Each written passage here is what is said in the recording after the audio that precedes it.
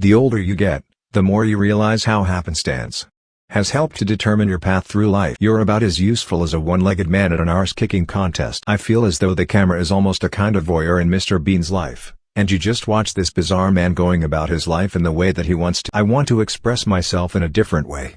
I have a performing inclination. Have to say that I've always believed perfectionism is more of a disease than a quality. Do try to go with the flow, but I can't let go. I mean, I can do it when I'm very relaxed, and with good friends, then I think I can be amusing. I'm not a naturally funny man.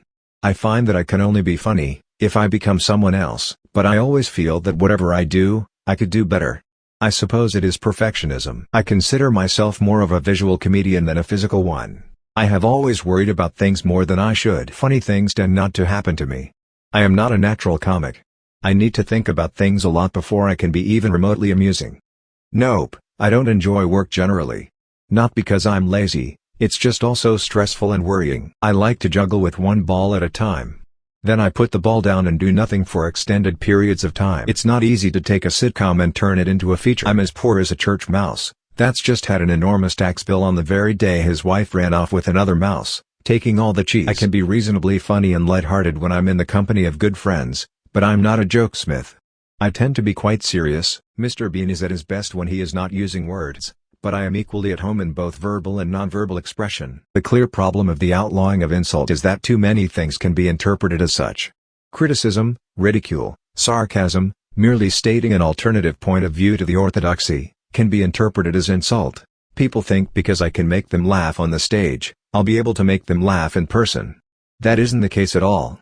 I am essentially a rather quiet, dull person who just happens to be a performer. To be successful, you don't need beautiful face and heroic body. What you need is skillful mind and ability to perform. The path of my life is strewn with cowpats from the devil's own satanic herd. Apart from the fact that your physical ability starts to decline, I also think someone in their 50s being childlike becomes a little sad.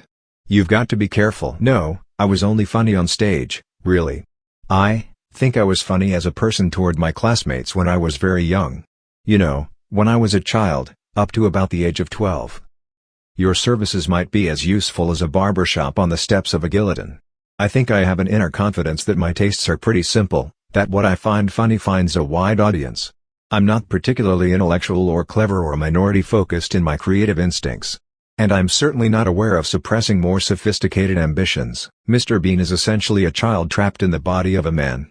All cultures identify with children in a similar way, so he has this bizarre global outreach.